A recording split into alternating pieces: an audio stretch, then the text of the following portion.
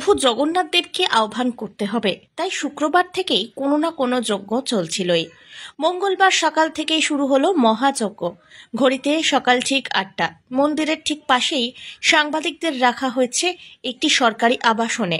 ব্যালকনির দরজা খুলে দাঁড়ালেই দুর্গাপুজোর মতো আবহে মন্দিরের যজ্ঞ শুরুর বিষ্ণু সহস্রনাম এবং হরিনামের আওয়াজ কানে আসছে।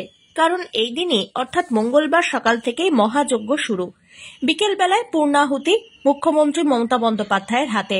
বুধবার হচ্ছে প্রাণ প্রতিষ্ঠা, তারপর বিগ্রহের স্নান, বস্ত্র পরিধান, ভোগ দান, সর্বশেষে দ্বার উদ্ঘাটন। প্রাণ প্রতিষ্ঠার মহেন্দ্রক্ষণ বুধবার সকাল 11:10 থেকে 11:30। ওই 20 মিনিটের মধ্যেই দেবতার সর্বাঙ্গে কুশের স্পর্শ করে রুদ্ধ দরজার ভিতরে হবে প্রাণ প্রতিষ্ঠা। সাধুরাই সেই প্রক্রিয়া করবেন বলে জানিয়েছেন ইস্কনের রাধারমণ। প্রাণ প্রতিষ্ঠার পরে জগন্নাথের স্নান এবং বস্ত্র পরিধানের প্রক্রিয়া সারা হবে। তারপরে 56 ভোগ অর্পণ করা হবে জগন্নাথের উদ্দেশ্যে। সেখানে নানা পদের সঙ্গে থাকবে গজা, পেঁড়া এবং রসগোল্লা। তারপর দ্বারোদ্ঘাটন পর্ব। অক্ষয় তৃতীয়ার বিকেল বেলায় শুভ সময় বিকেল 5টা থেকে 5:10। ওই সময়ে মন্দিরের দ্বারোদ্ঘাটন করবেন মুখ্যমন্ত্রী মমতা বন্দ্যোপাধ্যায়।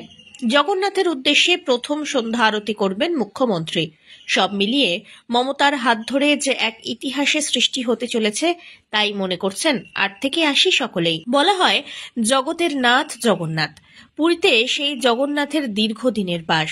দীঘাতেও সেই জগন্নাথের প্রাণ প্রতিষ্ঠায় রয়েছে পুরীর জগন্নাথ মন্দিরের অন্যতম প্রধান সেবায়েত রাজেশ দৈতাপতি। এরপর থেকে যদিও ইসকনের হাতে থাকবে সারা বছরের পুজোর দায়িত্ব। কলকাতার ভাইস প্রেসিডেন্ট ইসকনের মুখপাত্র রাধারমণ দাস বলেন, শুক্রবারের যজ্ঞ ছিল বাস্তুপুরুষের উদ্দেশ্যে।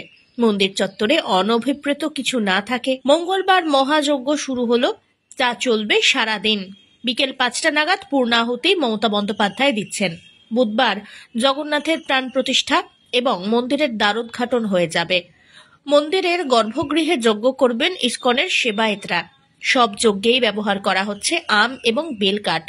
আকর্ষণের কেন্দ্রে রয়েছে গজাও, কারণ নবান্ন সভাঘরে দীঘার এই প্রস্তুতি বৈঠকে মুখ্যমন্ত্রী বলেছিলেন, পুরীতে যেমন খাজা বিখ্যাত তেমনি দীঘার জগন্নাথ মন্দিরে গজা রাখা হবে। থাকবে পেঁড়াও। মন্দির কর্তৃপক্ষ অবশ্য এইটুকুতেই শান্ত নন। তাদের কথায় পেঁড়া গজার সঙ্গে রসগোল্লার মতন মিষ্টিও তৈরি করা হচ্ছে। এমনকি মহাযজ্ঞের সময়ও বাংলার মিষ্টি উপাচারের ব্যবহার করা হবে। মহাযজ্ঞের পরে জগন্নাথ মূর্তির শয়ন হবে পুষ্প বিছানো সজ্জায়।